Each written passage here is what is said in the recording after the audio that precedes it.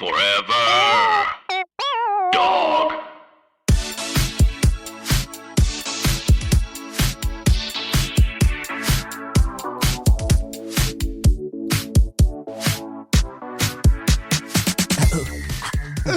Ouch.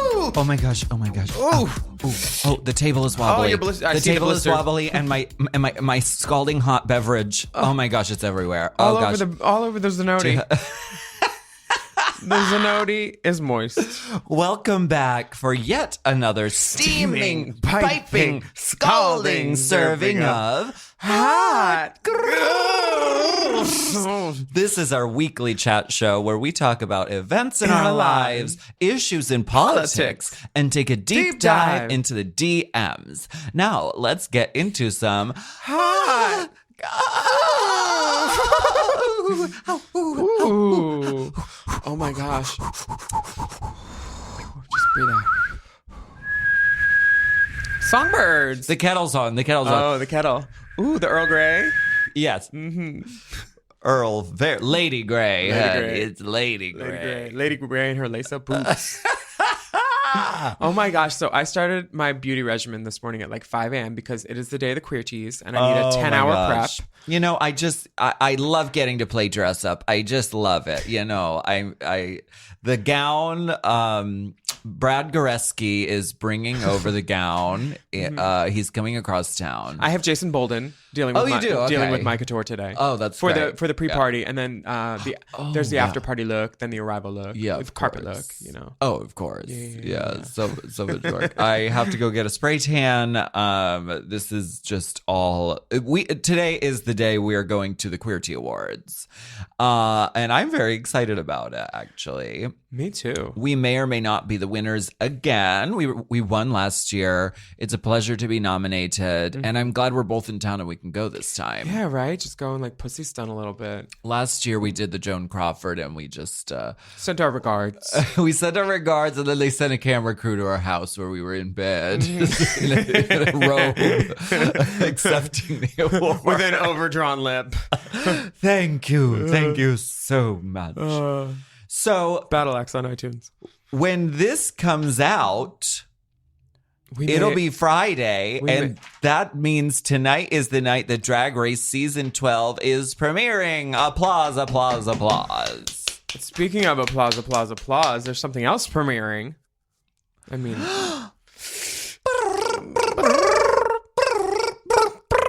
Of course, Stupid Love comes out today. I haven't seen it yet, but I love it. Right. We're recording this a few days ahead of time, so we haven't like seen it or, officially downloaded it. But I'm thinking I'm going to love it.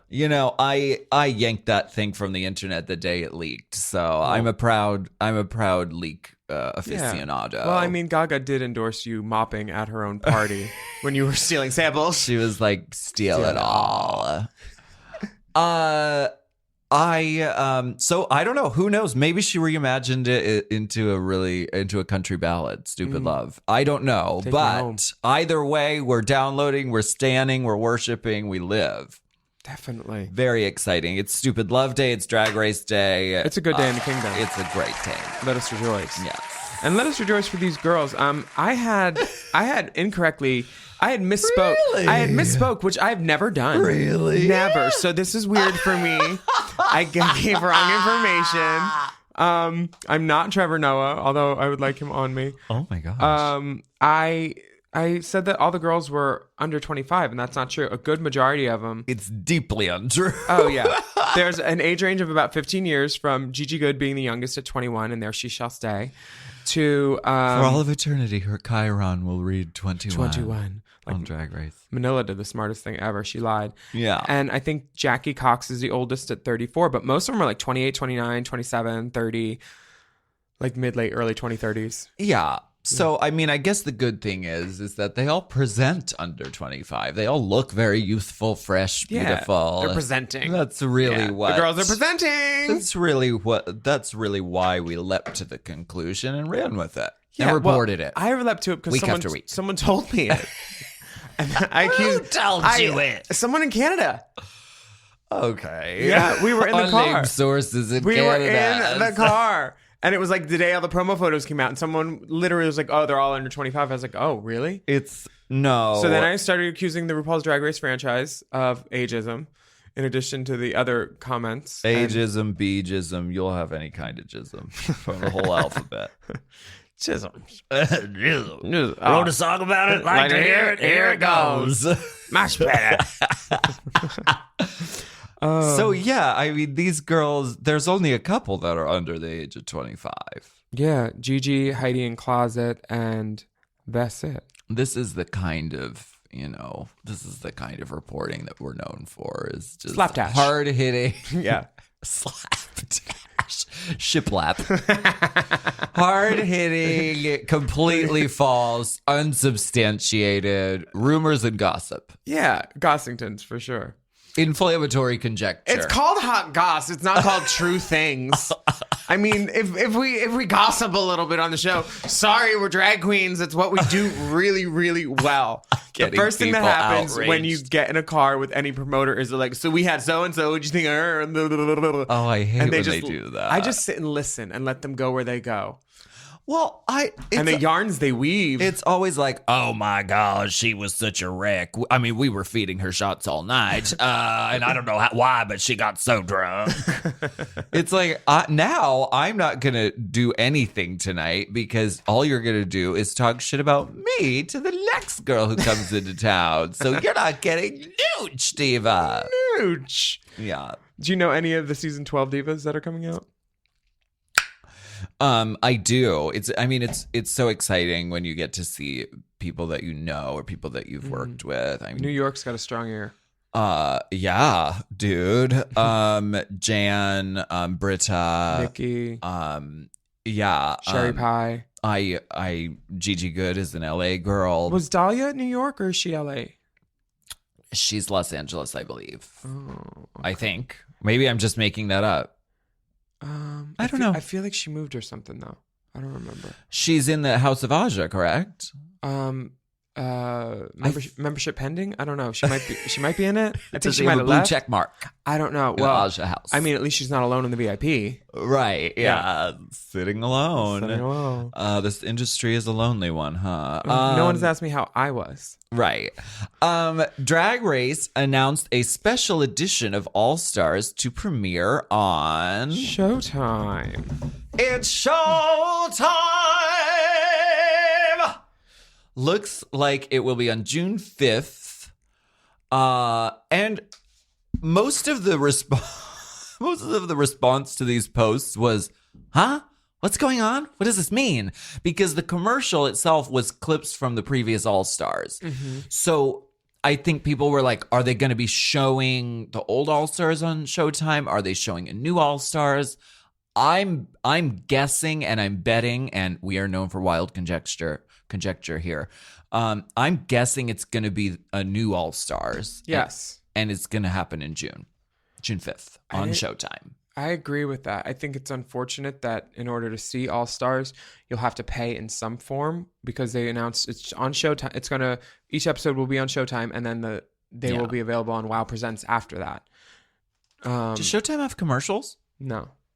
Well, that's a bonus. No commercial breaks. Yeah. Non-stop. But then if there's no commercial breaks, then when do you get the... Oh, yeah. And it's still in the iTunes. And when's the drag queen hosting the viewing party supposed to do a number and chit-chat? What about the drink specials? Yeah. Like, it's not going to announce themselves. We shall see, and I'm sure all will become very clear as we get closer to there. Yeah. But I think it's unfortunate people have to pay to see it now. And all these like bars for Friday night, it doesn't need to be on a Friday night. Put it somewhere else. Friday night is a television graveyard traditionally. It's where shows like go to die. And like, well, I don't think Drag Race is. Oh no, I'm not saying it is die. at all. It's an amazing show. So why not put it on a night that can like bring in more revenue for the bars and like make like a Monday night a thing again? Yeah. Because I don't watch TV on a Monday for no reason. But if Drag Race was on, I'd be watching Monday TV. Like Friday, I'm out. I'm doing things. I'm gigging. Like everybody has stuff Friday. Like don't put a TV show on that people have to like. I guess they could watch it at any time now though with DVR. Well, it'll be interesting how the viewing parties go. And gay people we're very resourceful and we always figure it out. Mm-hmm. So I don't know how like viewing parties are going to go. I guess maybe the bar will have to get Showtime and then you'll have to just air it live because it comes out the next day on the app. Wow. So like you can watch it if you have the app and you don't have Showtime, but I'm just always thinking about like viewing parties because I think it's such a viewing party show. It is, yeah. Like it kind of made it what it is. It's like our sports thing. It's sort of like if they were like, we're gonna put the Super Bowl. It's not gonna be on Sunday this time. It's gonna be on a different channel and it's gonna be on a different day. Yeah. And you have to pay to see it. Right. I guess it's not the same thing, but no, it kind of is. It's our Super Bowl. It's our sports. When I'm wheeling around Precinct on my little hoverboard, and it's the energy in the room before that final lip sync is always just like it's our Super Bowl. It is. We get really into it. You can't stop us from gathering and watching Drag Race. You could put it on a fucking Sunday at 1 in the afternoon. The gays will gather. Right. You could put it on a Wednesday at 2:15 p.m. We'll find it. That's when we take our lunch. On fucking C-SPAN 5. We will figure it out and we will make it happen. We'll get an IP. Now, if you want to learn about authenticity, I think you should get the RuPaul Masterclass, which is a series that's coming out. These Masterclass series are really cool. Like people known Mark in their Jacobs field. did one. Yeah, I watched his. You did? Yeah, it was great. How like long? Like what is that? Is it videos? Is it episodes? I don't know. It's just people like speaking about like a topic and like real life advice from that like facet that their life is, they're pretty much experts in. I love that. And I'm really excited to get RuPaul's Masterclass and watch it. I'm going to be getting it too. So maybe we can out. Oh yeah, she's We're congregating. not killing him.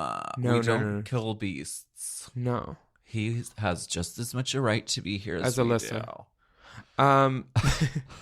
I'm going to be getting the class too, and I can't wait to see what I learn from it. Yeah. So maybe we'll be talking about it here. If you'd like to follow along, we'll be starting next week under Mother's tutelage. Tivana. Yeah, I mean she's made it where she is. She must be doing something right? Tivana, St. James, Van Cartier, Dupree, Excelsior, Deluxington, Onassis.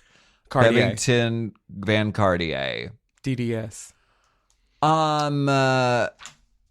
Where were you this weekend? I don't know. What day is it? Today is Tuesday. It's a Tuesday. Oh, if you're listening to this and you're in Florida, I'm going to be in Orlando Friday night and Tampa Saturday night for Southern Nights. So come see me. It'll be fun. Those Southern Nights. I love Southern Nights. It's fun. I'm excited for you. Mm-hmm. So I have to plug the Drag Queen of the Year competition, pageant, award, competition, awards, contest competition. Yes, things are really heating up. We've gotten so many amazing applications. Money. I know we raised the prize money to $10,001 this year. And the tickets are going really fast. So go to themontalban.com. There's also a link in my Instagram. And get your tickets now because it seems like it's a far ways away. But like people are snatching up their tickets already. There's talk that you're going to add a 2 o'clock pageant too. Could you imagine? Pull a peaches. Double seating? Yeah, double seating. Oh my God. Girls, change back into your presentation. Oh my God, what a good idea. Yeah. A junior miss. But no, that's during DragCon. Oh, fuck no. That. Yeah, no. Oh, wow. Well, we're going to leave this section with, of course, the Rainbow Spotlight. It's Alex Newell and his new bop, Boy, You Can Keep It. Okay. It's so good. Put this on and just start get some heels on and then listen to this a little bit. Girl, She turns it. We'll be back.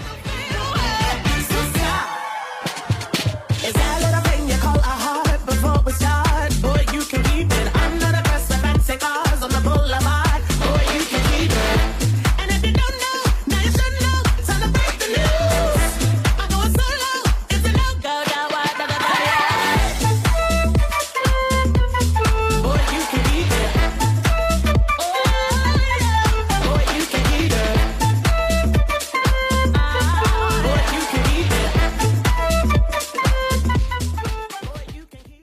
This podcast is sponsored by BetterHelp. May is Mental Health Awareness Month. A reminder that whatever you're going through, you don't have to go through it alone. You know, life is a journey, and honey, it's a long one. Some days feel good, and others feel a little bit overwhelming. But having someone on your side to listen, to understand, and support you, that can make all the difference. There is so much value in therapy. The stress relief, the understanding of your inner life, knowledge and perspective gained from the process. I really recommend therapy.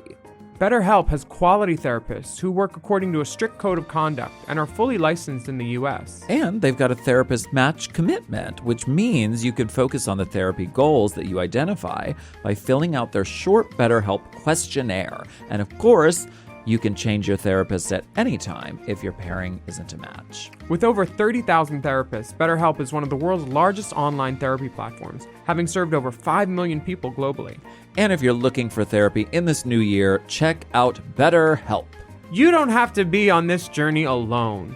Find support and have someone with you in therapy. Sign up and get 10% off at betterhelp.com/drag. That's BetterHelp, HELP.com/drag. You know I love a Helix. I just got another one. Feels like another one. And why wouldn't you? We love Helix. Yes, not only is Helix a mattress that is so comfortable, but it also helps me get my best sleep. Help me sleep. Help me sleep. Did you know a study Helix ran found that 82% of those involved saw an increase in their deep sleep cycle while sleeping on a Helix mattress? That is a big percent, okay? They've got high quality mattresses and a reputation to match. I've been on so many mattresses from Helix. I've been on the Midnight Dusk. I've been on the Elite model. Oh, yes. I sleep cool. I sleep on my head. I sleep any way I want on Helix. Exactly.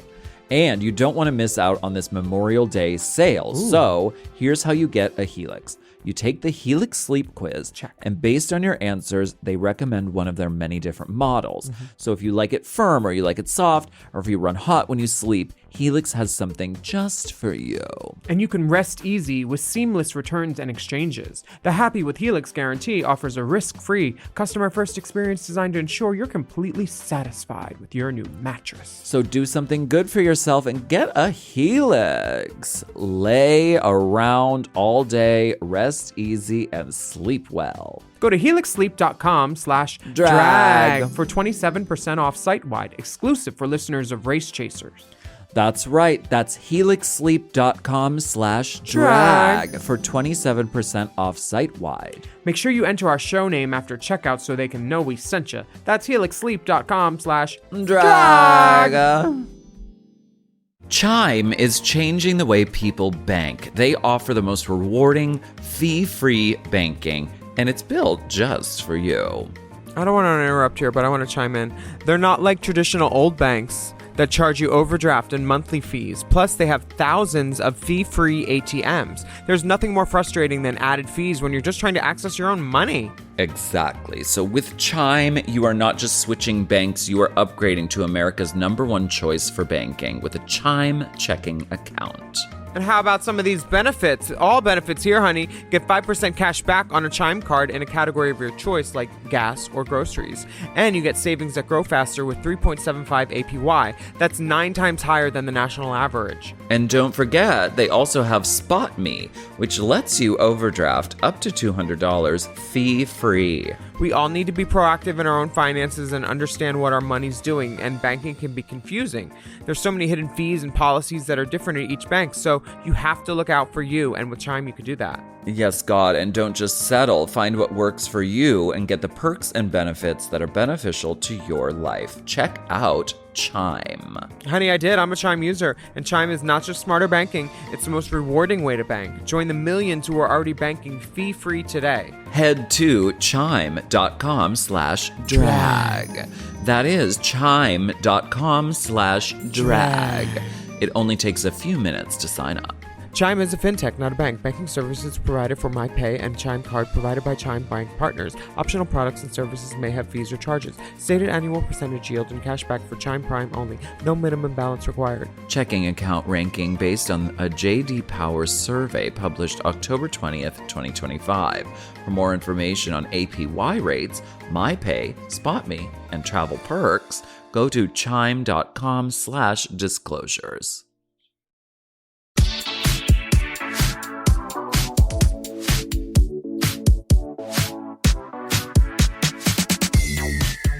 Oh, we are back. And this is a segment that we like to call Let's Get Political.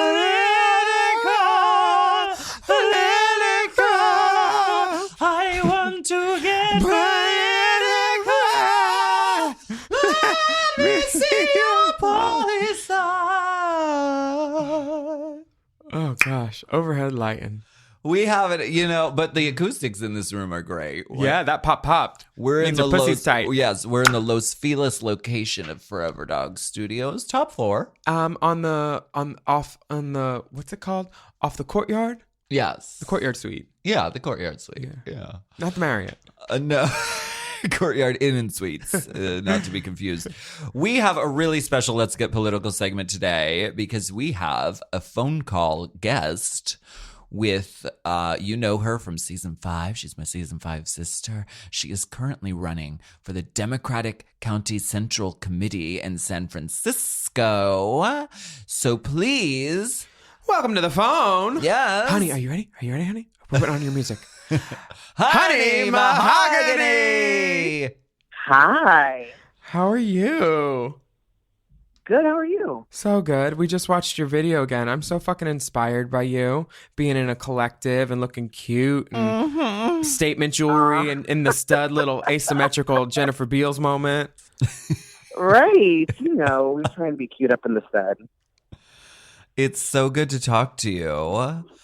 Yeah, likewise. I'm super excited. Thanks for having me on your podcast. Of course. So wait, okay. I need to ask you about this because I know nothing. I know nothing. So Well, you're busy, girl. You're busy. well, you are very busy as well and making changes and running for office. So you are running for Democratic County Central Committee. So can you tell us? I know it's a mouthful. Can you tell? Willam loves a mouthful. Can you tell us what that is basically? Charged by the gulp. Yeah. It's not what's in Willam's mouth. It's it is the Democratic Party of San Francisco is what I'm running for. It's basically your local board that provides the party's endorsements. It also does a lot of the voter registration for Democrats. It's in San Francisco we opened the Red to Blue office, which basically ran a canvassing and phone banking center to flip the red congressional districts to blue, so to getting more Democrats in office. So it's really a way for the Democratic Party to get the word out, and also it is we're doing the dirty work, the grunt work every day, sort of like drudgery of the Democratic Party. Hey, the board, is that what Harvey Milk was on? Like the board in that movie, in Milk? No, so he was on the board of supervisors, which I actually work for. I'm a legislative aide right now. Oh, cool. So I work for a supervisor who he actually represents the downtown San Francisco area, but it's not the same district that Harvey Milk represented, but it is the same position. So that's amazing. So everyone right now, the news is dominated about, the presidential race and who's going to get the nomination and everything like that. But can you speak to the importance of why it's so important to vote and be active at the local level as well? Yeah, I mean, I think for me, what really got me into it was organizing around the stud, right? I mean, I grew up in San Francisco. I've seen it change over the last, 30 some odd years. And, changing in and of itself isn't bad. But San Francisco, my family actually are refugees from East Africa. And they were able to come to San Francisco and, not just survive, but thrive and build a life for themselves and their children. And, one of their children, was on a reality TV show and is now working in politics. So very American success story. Totally. But that is not. I don't think that's necessarily true in San Francisco anymore. It's really hard to be working class or poor in San Francisco, people can't come here anymore with nothing. Like if they're escaping like a homophobic or transphobic family, or for any other sort of, persecuted reason, or if they're feeling like they need to find a place to find themselves. But San Francisco has been a place where people come to find themselves for generations. And I don't think that is true anymore, because it is just too damn expensive, and it is not small business friendly, and it is not friendly to its workers, its baristas, its cab drivers. Everybody's being run out of not just the city but the Bay Area, and part of the reason, now there's many reasons for that. Some of it is national policy and taxation and how that works with corporations, and how that has sort of led to these metropolitan areas that are really, really like heavily populated by very wealthy people. But some of it is also really embedded in the politics of what is happening at the local level. San Francisco has, in the past passed like what they call the Twitter tax break, which basically incentivized tech companies to move into the downtown metro area. And in the years after that, we really saw a rapid rise in gentrification. We saw a lot of small businesses and restaurants closing, and I've seen a lot of my friends leave San Francisco not because they wanted to, but because they could no longer afford to live here and make a life for themselves and have the quality of life that they wanted or were used to or deserved. So it quickly became apparent to me that local politics had a very, very, very real impact on the way that people live their everyday lives. And in the city that we saw around us, like I didn't want to see all my like queer, friends and business owners be pushed out of a city that I loved and really, had a deep affinity for. And I wanted other people to feel, to have the same opportunities that I did here. Totally. I totally would love to vote for you for president one day. I mean, and everything you said is so correct. I cried a tear when the Nob Hill Theater closed. It's like those kind of businesses that we're losing, those are valuable. Yeah, they totally are. I mean, small businesses are really the backbone of our cultures, our economies, and they're really having a really tough time right now because, especially in San Francisco, there are some progressive policies that are quite amazing and necessary. Like we've raised the minimum wage. We have health care for all working San Franciscans, and girls can get their boobs there. Yeah, well, and then people can't afford the to surgeries. live here, right? So the problem is that people can't afford to live here, and on top of that, that the small businesses that have to pay for healthcare for their employees and pay all these fees, they're not making enough money because they have to pay such huge amounts in rent, right? So so the policies, like it's a good policy to have healthcare for everybody. It's a good policy to have a livable minimum wage, but we also have to continue to fight for like reducing some of these crazy astronomical rents and fees that are really making it impossible for the working class people that we need in order for our city to function, from keeping them, being able to live here. And that also then impacts like, your commute, because everybody's living like 50 miles away and there isn't adequate public transportation. And so everybody's driving, and then, like that hurts, it's just this vicious cycle of like becoming more and more impossible to live in San Francisco. Well, I'm glad you're out there and making a difference. So do you feel like, because we're season 5 sisters, hey. Yes. So Hi. do you feel like being on Drag Race and going through that experience, do you think that has prepared you in any way for what you're doing now? Does it relate in any way?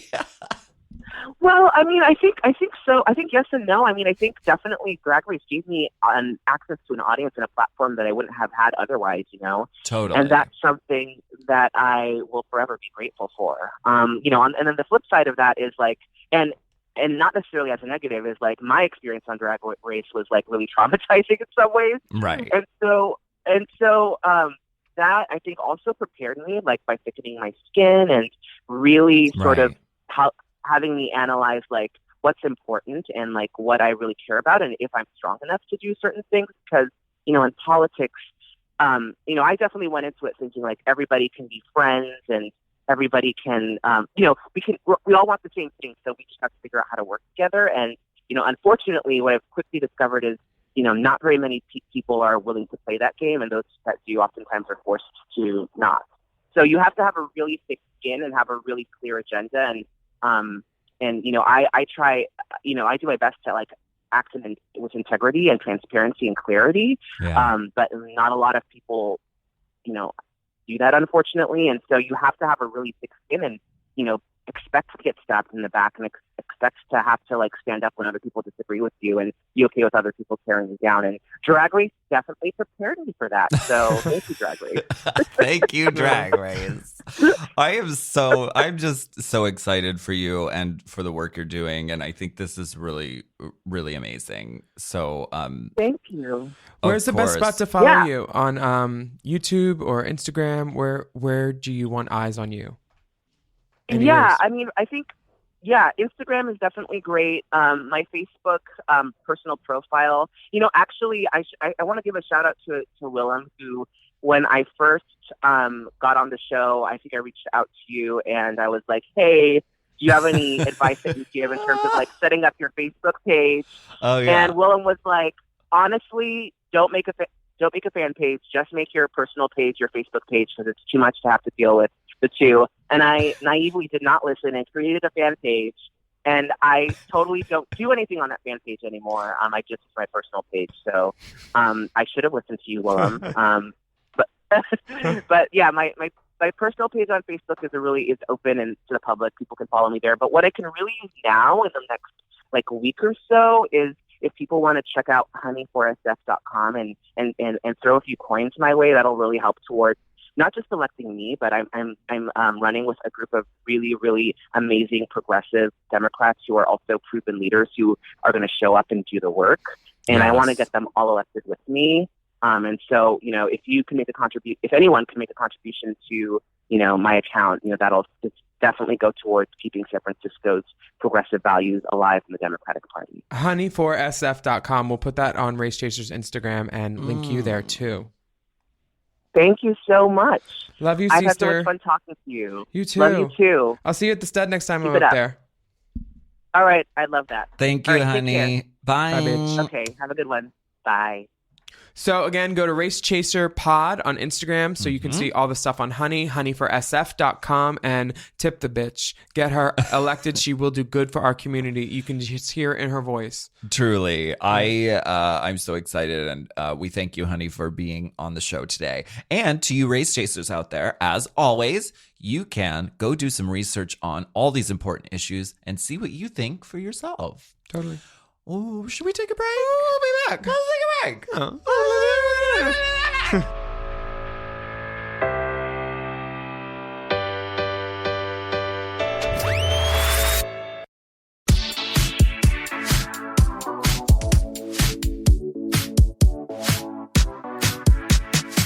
Oh my gosh. Ooh. It's so dark in here. Is that your foot? Oh Oh. my gosh. You should Okay. check that. Oh dear. Well, Can you put that under your seat? this this is the time where we go Spelunking. deep inside the DM. Mm. Do you want to read this first one? Or do Sure. you want me to? I'll take this one. Last week we spoke about the pipeline situation in You're Canada. always talking about pipeline. Girl, lay the pipe. Hi, hello, Alaska Willam Big Dipper. Some more info on the Wet'suwet'en fight here in Canada. Sorry it's long, but there's a lot to know. I'm not an expert. In the 1997, the Supreme Court of Canada ruled that the sacred lands belonged outright to the Wet'suwet'en people as long as they don't use the land in a way that destroys why they were sacred to the people. So if they were sacred due to the connection to the forest, they couldn't chop down the entire forest. That would negate the ruling. This article, if you're interested, explains the ruling in plain non-lawyer English. Okay. We'll link that on our story or something. This means the government is contradicting their own rulings by invading the land they outright do not own. Mm-hmm. The Wet'suwet'en leaders actually proposed an alternate route that still cut through their lands, but in an area they were more comfortable with. The gas company refused the compromise. The leaders have truthfully been very patient and accommodating, allowing road access to pipeline workers, etc. This isn't a new issue. These aren't the first protests. The LNG pipeline has been fought since at least 2018. It has been unpopular from the jump. So we have been protesting. However, the protests are continually being shut down. I live in Victoria, BC, which is the capital city of British Vancouver on Vancouver Island. So there have been a lot of protests at the legislature building until the RCMP shut them down. Royal Canadian Mounted Police, I think. However, the freedom of peaceful assembly is still in the Charter of Rights and Freedoms the last time I checked, so shutting down a peaceful protest goes against our rights as citizens. Our Premier, John Horgan, governor, he runs our province, has been very dismissive about the whole thing, giving the statement that basically said, am I supposed to just drop everything to come talk to you? Like, yes, bud, you are. It's your job. He's the leader of the New Democratic Party, NDP, and they are the left of the political spectrum, just as background. So the party in power isn't conservative at all, and actually only one due to a coalition with the Green Party, which is a party dedicated to the environment and are also quite left-leaning. Justin Trudeau is also making it the responsibility for leaders to go to him. I think he should go to them. He should meet in BC. He says he's all about reconciliation and mending relationships with First Nations. But there are whole nations without clean water here and over 1,000 missing or murdered Indigenous women, and he's barely made a peep about it since 2015. We have a reputation of being hippies and tree huggers here in BC, but this is more than just wanting green energy. It's about the rights of the First Nations to their own lands. If they want the protests to stop, they need to come to the table. They need to be able to compromise. Thank you for keeping the Let's Get Political segment. I love it. Thanks. Sending you lots of loves from your Canada. Your pal, Jen. Thank you, Jen, for continuing to inform us about this issue, because this is, I mean, it's not just an issue about one thing or about just this pipeline. It's really about like the power of corporations and industry overpowering people's religions, people's rights, even there. the law. Like these are laws that are on the books. That was their own ruling. Yes. And now they're like, oh, like, why can't that come up? Who's going to check them? Yeah. So this is an ongoing issue, and we really, I really hope the leadership of the country comes to the table, and I hope they can come to a reconciliation really soon. Thank you for writing in to us, Jen. Our next message in the DMs is from Armand. Armand. You don't love me anymore, Armand. I can sense it. I only drink white. I'm trying to switch. Red has tannins. Tannins! Hi, Alaska, Willam, and Dipper. Every season, Dipper's out of office pocket today. Out of office and out of pocket. Every season of Drag Race, me and my friends Evan, Matt, and TJ do a Drag Race fantasy league. My question to you is, if you had to pick 3 contestants to be on your team for season 12, who would you pick? Here's a rundown of how we score points. Oh my gosh. And then you get points as you go. Are these girls that already have been on the show? It's like the cast of season 12. Oh. So like the main challenge win gets 2 points. Mini challenge win gets 1.5 points. Oh, y'all are giving lots of points for mini challenge. Points. Top placement is 1 point. How does a mini challenge win get 1.5 points? Safe is 0 points. Lip sync but survive is -1 point. Negative. Sashay away is -2 points. There are also bonus points, 0.5 for crying, death drop splits, and runway lip sync reveals. Given that nudity gets priority boarding, here's a photo of my Drick. Enjoy and looking forward to your answers. Oh God, that dick gave me indigestion. It's so big. Thanks, I need to swallow twice. Armand, this is lovely. Thank you so much for sending us your erection. And I love your shower curtain. It's sort of like a palm leaf, sort of Golden Girls. I have a similar one. Very cute. So if I had to pick, I mean, I would just pick my friends. I mean, I would a dancing girl, a pretty girl, a comedy girl. Okay. Well, I know Jan and Britta fairly well, so I would definitely choose them. And I just really like Jada Essence. Nice. So maybe I'd pick her. I think my fantasy league would be dancing girl, widow, because she can buck. Okay. Comedy girl, I would do. I don't buck, I twirl. That's what Kennedy Davenport said to me once. She said, I don't buck, I twirl. Kennedy, friend of the pod. And then I would probably pick, I think, Gigi is my pretty girl. Yeah. She's a pretty girl. She'll have some reveals. You'll get extra points for that. And maybe Jackie Cox for my funny girl. Oh, yeah. So amazing. Yeah. Well, thank you, Armand, and I wish you the best of luck with your fantasy league. And if you want to keep track of our points as we go through the season, please, by all means, Let me know. But that mini challenge, that's a lot. I did win 3 though, so actually it's fine. I know we're the queens of the mini challenge. We're changing the name of the podcast to Queens of the Mini. Micro Mini. And from Armand to Andres. Yes. Hi, Willam, Alaska, and Big Dipper III. My name is Andres. I met the dolls in 2016 in Mexico City. I was in charge of them. Oh, when they ran after the car. Who's in charge of the girls? Whose party is this?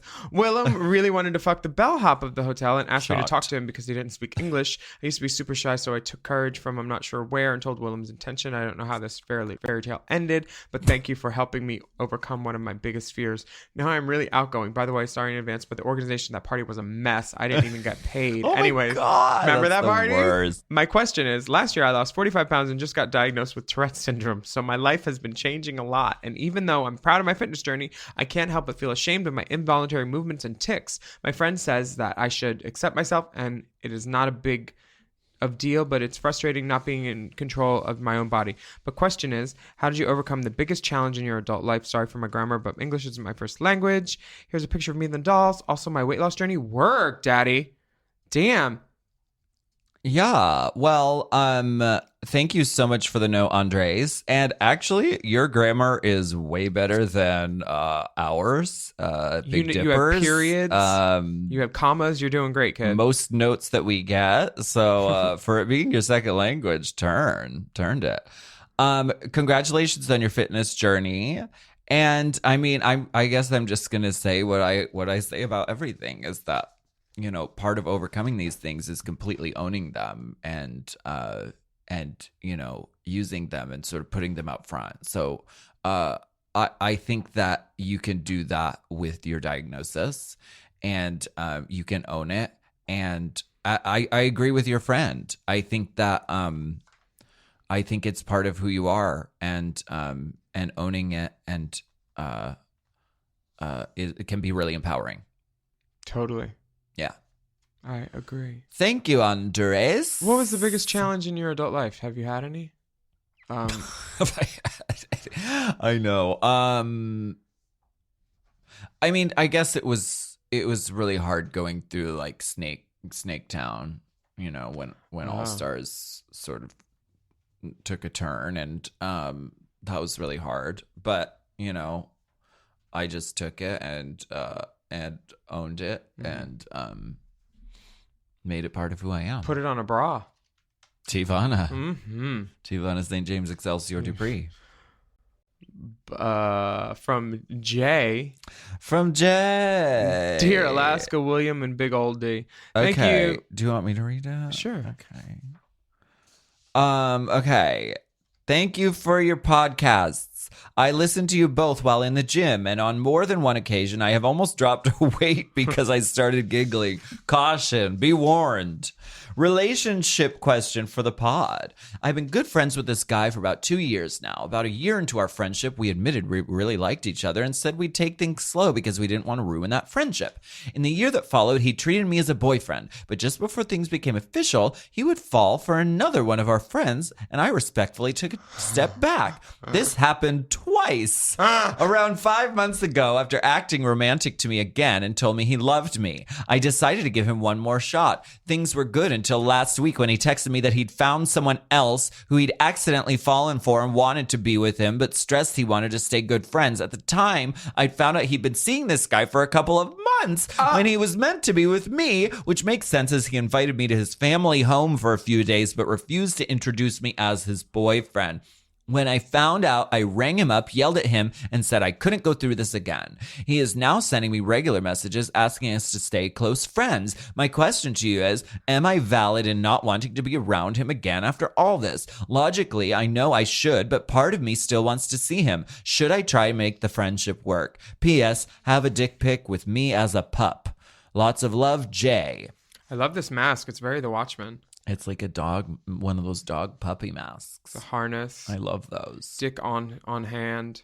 Yeah. Gorge.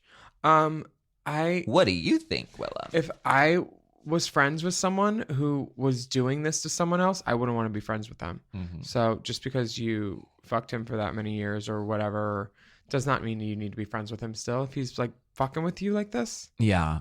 that's the kind of person he is. And if you expose yourself to this again, you're going to get hurt again for a third time. Yeah. Goodbye. Yeah, exactly. It sounds like he's not prioritizing you. And at this point, you know that clearly. Very. And so now it's on you to not.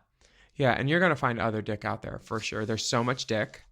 Yeah, and there's lots of pup dicks. Yeah. Lots of pup guys. Mm-hmm. Do you want to read this next message from Haley? Yeah, I'm sorry I didn't get her name. My bad. From Haley. Hi, friends. This is a relatively straightforward question. I've been listening to Willam songs Hoops obsessively, and I can't find what song it's a parody of anywhere on the internet. Please help. Hoops isn't a parody. It's an original song written by John Duff. An original? An original. Tell me it's an original. I love that. Yeah. It's such a good song. I think so, too. It's so pretty. Franz did the video. So beautiful. Franz had never, like, directed a video, you know, and, like, it was just so Franzy. Yeah. Ugh, Franz, friend of the pod. I love that song. I love that it's an original, and I think it's my favorite one off of that. It's probably album. my favorite one. It's just like so much fun and so stupid and like true. Tivana. You want to take it from Julie? Sure. This is from Julie. Hello, Willam in Alaska. I have been listening to your podcast and have fallen head over heels for it. Be warned, caution. You make me laugh and smile while listening at work. Quick call out to appreciate the both of you. I'm an AIDS life cycle rider. This will be my 5th year riding, and I was lucky enough to see your video Ride for AIDS while doing the ride. I love the video and the spoof on the T-Swift song. It truly did lift my spirits when I saw it after riding all day. Was wondering if there was anything you could share about the making of the video and those fantastic bikes you both rode. You were both gorgeous in it.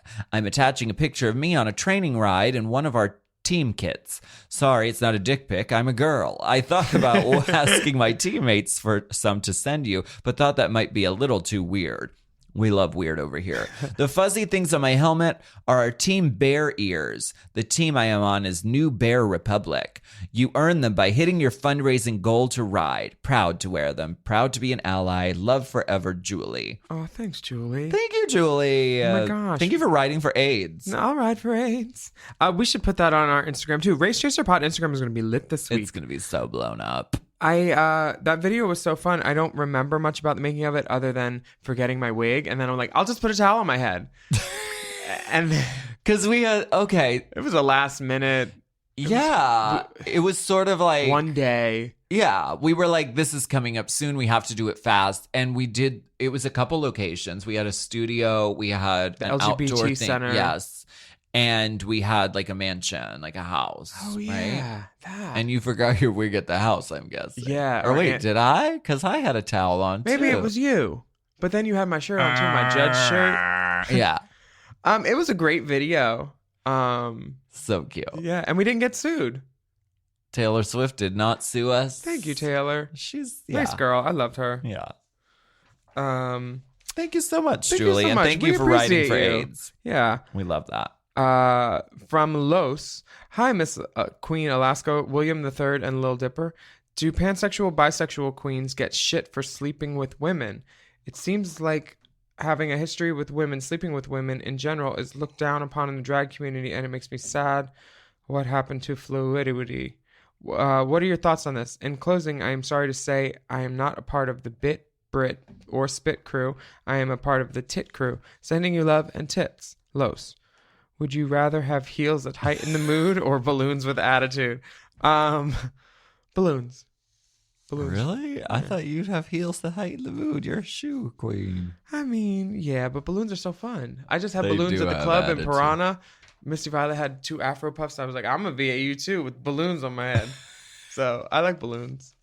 DragCon doesn't though. They're not allowed there. Oh, right. No helium.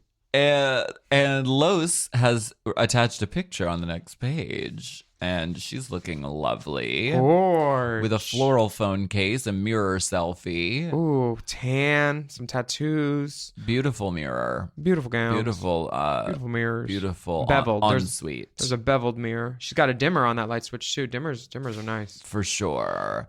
I don't think that sleeping with women is looked down upon in the drag queen community. I mean, the example I can think of, though, where maybe this question is coming from is Scaredy Cat on Drag Race UK. Oh, yeah, I've been an asshole about that, huh? Well, it wasn't that we weren't looking down on her for the fact that she had a girlfriend or sleeps with women. It was, I think, the fact that she wasn't really established as a drag queen and she got a spot on the most prestigious drag show. That's why I would cast disdain, and that's the only reason. I don't know her. Yes. That's the only reason I think it was brought into question. But I have absolutely, I mean, I fully respect, bisexuality, pansexuality.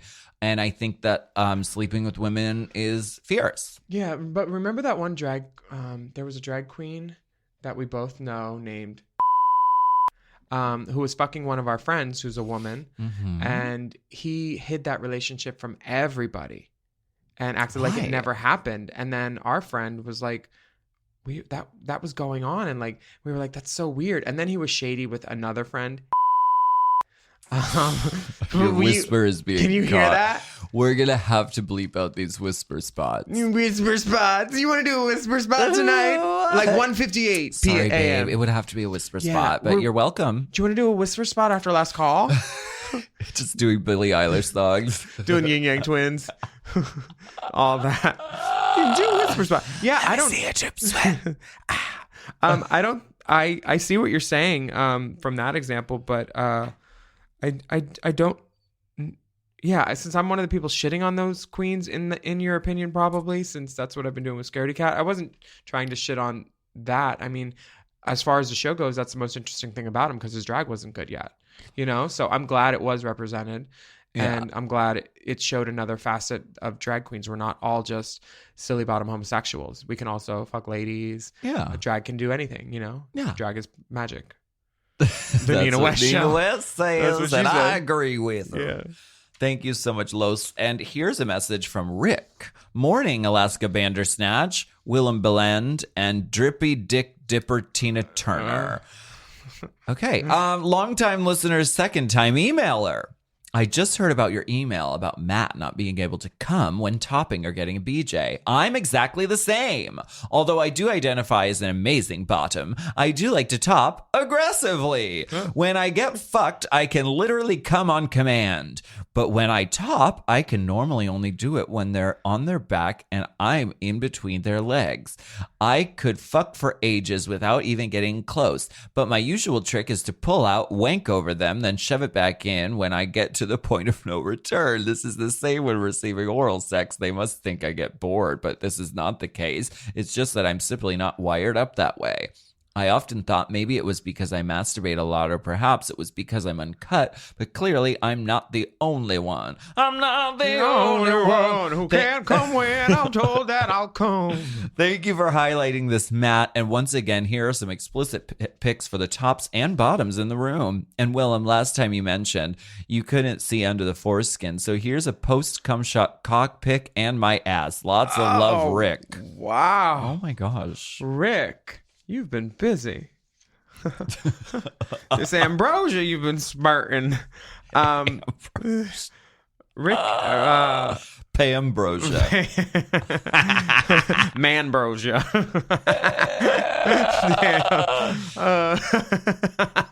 Okay. Well, the dick is great. The picture is lovely. I like his tattoo. Yeah. Jock is cute. You're clearly touching the booty on that bed. Tooch. Tooch. Tooch. Tooch. Tooch. I'm not gonna lose his club. Have you ever heard of air rights? What was his question? Well, this is the you look at the dick pic and then you totally forget. Let me review. Let me review. No, it's about not being able to come, and that's it goes back to what we said in the response to the original message about this is that you're not the only one out there with whatever affliction that may be ailing you. Mm-hmm. And so being open about it, having conversations about it, I think that's the important thing. And I'm glad that we're a platform and an environment where that's safe and possible. I think these pictures definitely show his openness. So, and I don't know if he'd be open to a whole platform, but like, he looks down. Yeah. Hey guys, thank you so much for listening to Hot Goss this week. Send us your questions to racechaserpodcast@gmail.com. Good questions and nudity get priority after active military. That's right. We have bonus video content available now. We just put up some new stuff. It's really fun. You can go to patreon.com/Willam. And you can sign up to be a patron. You can support us, throw us a few coins, and watch those really fun, weird, crazy videos. You can just search the hashtag RaceChaser on there, and you can watch whatever videos you like. Look at us on IG at Willam, at The Only Alaska 5000, and at RaceChaser Pod. And we will be back next week with more piping, steaming, scalding, boiling, hot